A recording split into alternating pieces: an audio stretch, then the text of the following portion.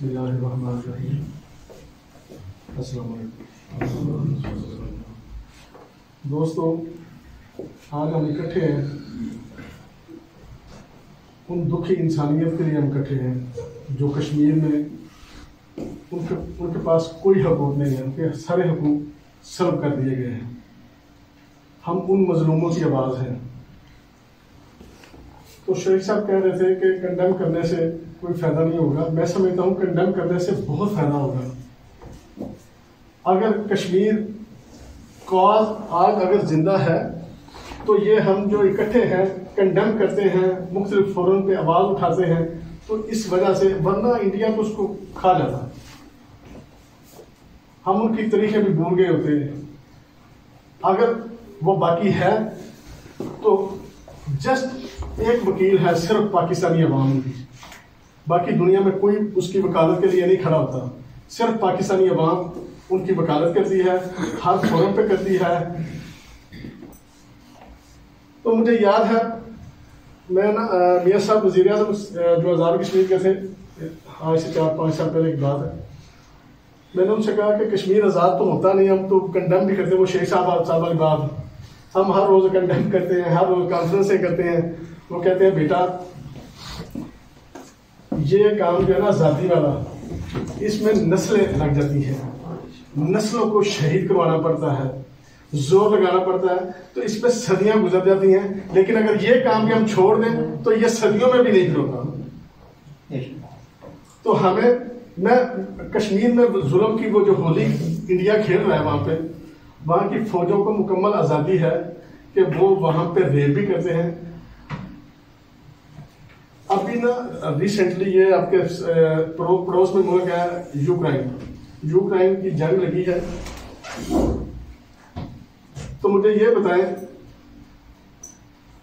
पूरी दुनिया चीख उठी है, पूरी दुनिया आज वो सेम मसलक, सेम मजहब, वो लड़ रहे हैं आपस में। तो यूरोप वाले उसके एंटी चल रहे हैं, क्योंकि उनकी जात को खतरा है, इनकी सालमियत को खतरा है, इसलिए कि वो हमें खा न जाए, इसलिए वो लड़ रहे हैं। तो हम सिर्फ, मैंने ये बताया ना कि हम पाकिस्तान वाले जो हैं, कश्मीर के ओनली वन, सिर्फ हम वकील हैं जो हम आवाज उठाते हैं। हम कमजोर हैं, अगर मजबूत रूस जैसे हों तो हम अभी कब से आजाद करवा लेते हैं। तो दोस्तों, हम इकट्ठे होके, ये अभी मियां साहब कह रहे थे, अभी जो यहाँ की स्पेन की मुख्तलिफ तंजीमें हैं वो भी हमारे साथ खड़ी होती हैं। हमने यहाँ पे MPs MNs तक भी, यहाँ के वान तक भी ये खबर नहीं, हमने वहां पे ये पहुंचाई है बात, वो हमारी बात करते हैं कश्मीर की। तो ये दोस्तों, एक कतरा कतरा करके ये दरिया बनेगा, तो एक वक्त आएगा, मायूस नहीं होना, एक वक्त आएगा उनके ऊपर जो अजाब मुसल्लत है, तो उसमें रिलीफ भी मिलेगा, तो उनको आज़ादी भी मिलेगी। तो वहां पे अगर दुनिया में कहीं भी आप चले जाएं, तो इबादत का जो होती है ना, उस पर सिर्फ लोग इबादत के लिए आते हैं, लोग इबादत करते हैं। तो कश्मीर में इबादत गाह में बच्चियों के साथ रेप हुआ गया सब, टेम्पल में वहां पे बच्चियों के साथ, जो वहां के मुझे तो नहीं पता वो इंडिया में उनको क्या कहते हैं, जो उनके पादरी होते हैं, उन्होंने रेप करके उनको सीधे हुए जंगल में फेंका बच्चियों को। तो ये जुल्म की होली जो है ना, वो कश्मीर में हो रही है। तो वहां पे मैंने अक्सर बताता हूँ दोस्तों को, वो एक जन्नत नजीर वादी, दुनिया में अगर जन्नत किसी ने देखनी है तो वो कश्मीर है।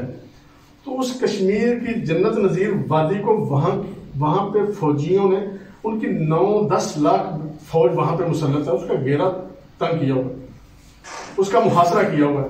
तो वहां पे वो ऐसी वादी थी जहां पे फूल खिलते थे और उसकी खुशबू की महक आती थी, वहां के दरख्तों की खुशबुएं आती थी, वहां पे चिड़िया कौवे चहचहाते थे। अभी वहां पे बरूद की बदबू आती है वहां से। तो वहां की माएँ, पाकिस्तानियों, अमन पसंद लोगों, वो इंडिया में हो या पाकिस्तान में हो, जो भी अमन का दाई है, वो उनकी वहां पे जो औरतें हैं वो हमारी माएँ बहनें वहां हमें पुकारती हैं। जब भी वो आवाज लगाती हैं तो वो हमें अमन के दाई जो लोग हैं उनको पुकारती हैं, कहाँ सो गए हो, हमारे हक में निकलो बाहर, हमारे लिए हमारी आवाज बनो। अगर हम भी उनकी आवाज बनना छोड़ देंगे तो कौन, मैं फिर आपको बता दूं, अगर हम उनकी आवाज नहीं बनेंगे तो इंडिया उनको खा जाएगा। अगर वो बचे हुए हैं, अगर उनके कुछ बचे हुए हैं तो वो सिर्फ और सिर्फ ये जो हम कंडेम करते हैं, कॉन्फ्रेंस करते हैं, गली गली मोहल्ले मोहल्ले में घूमते लोगों को कहते हैं कि इंडिया वहां पे जुल्म कर रहा है, जुल्म कर रहा है। मुझे याद है मियां साहब जब हमने यहाँ पे कॉन्फ्रेंस कराई थी तो उसके फौरन बाद मुझे ना मेरे दोस्त है इंडियन, तो उन्होंने कहा कि यार क्या किया आपने। वो सुषमा स्वराज जो है ना वो पूछती है कि वलेंसिया में कश्मीर के लिए इतने लोग निकले हैं। मियां साहब उनको कैसे पता चला कश्मीर के मामले पे वलेंसिया में इतने लोग मिले हैं? तो मियां साहब वो मर गई। अब तो सुषमा स्वराज उस कश्मीर कॉन्फ्रेंस की वजह से वो यहाँ पे आकर उसने प्रोग्राम किया था। तो अगर ये समझ लें कि इसका असर नहीं होता तो मैं आपको बताता हूँ दोस्तों बड़ा असर होता है। हम दुआ गो हैं कश्मीरियों के लिए, तो हमसे जितना हो सकेगा हम जरूर अपना हिस्सा डालते जाएंगे। तो एक वक्त आएगा, मायूस नहीं होना, एक वक्त आएगा अल्लाह पाक कश्मीरियों को जरूर सुरखरू करेगा, वो भी आजादी का सूरज देखेंगे।